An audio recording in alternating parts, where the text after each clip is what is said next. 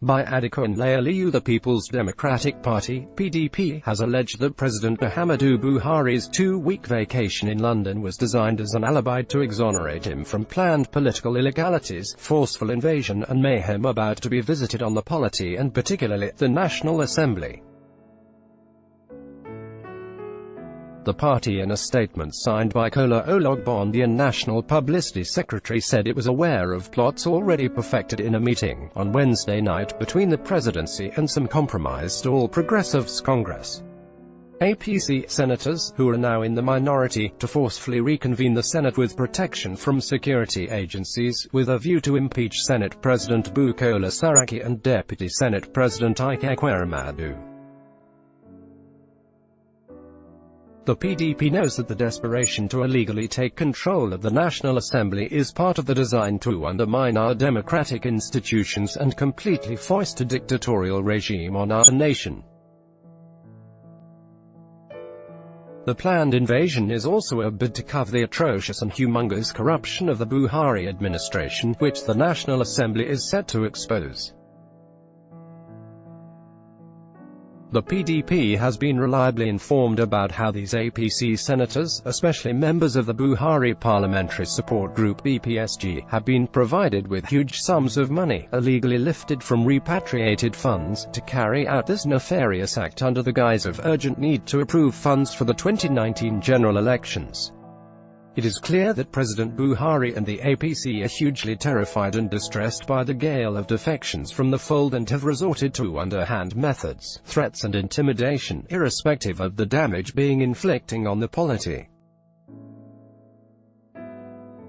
Having been demeaned by the widespread condemnation of the recent siege on the residences of the Senate President and Deputy Senate President, in addition to the invasion of the Binu State House of Assembly in a failed attempt to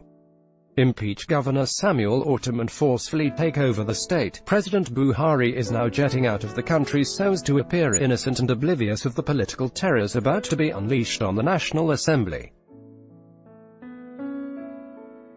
This is the same leader who, in 2014, applauded the defection of PDP members, including then leaders of the National Assembly, into his APC, describing the movement then as good for democracy. Today, his administration is hounding and harassing citizens for daring to defect from his failed party.